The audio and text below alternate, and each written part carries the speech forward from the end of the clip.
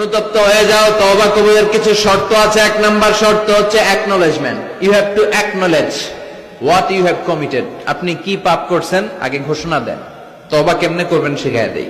প্রথমে ঘোষণা, আল্লাহ আকাশের নিচে জমিনের উপরে আমার চেয়ে বড় পাপী কেউ নাই। সগীরা কবিরা, জেনে না জেনে, ইচ্ছায় অনিচ্ছায়, শিরকে বেদাতি, শয়তানের ধোকায় পড়ে, নফসের ওয়াসওয়াসায় অনেক পাপ করেছে। আল্লাহ আল্লাহ আমি স্বীকার গেলাম আমি পাপী, আমার চেয়ে বড় পাপী কেউ নাই।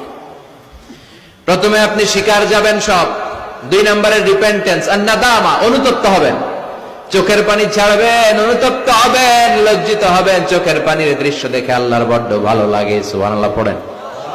তিন নম্বরে স্টপ, যে পাপের জন্য তওবা করেছেন স্টপ, অনেক হয়েছে আর না, থামেন, ওই পাপ কাজ বন্ধ করেন। তিন নম্বরে to hate what you have done, আপনি যেই পাপ করেছেন এটা মন থেকে ঘৃণা করেন, মন থেকে এটাকে ঘৃণা করতে হবে।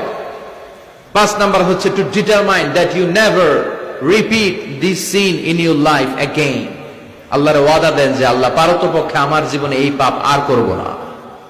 তার মানে প্রথমে আপনি স্বীকার গেলেন, দুই নম্বরে অনুতপ্ত হলেন, তিন নম্বরে পাপ কাজ বন্ধ করে দিলেন, চার নম্বরে পাপ কাজটা মনে প্রাণে ঘৃণা করলেন, পাঁচ নম্বরে আল্লাহর কাছে ওয়াদা দিলেন আল্লাহ আর পাপ করব না।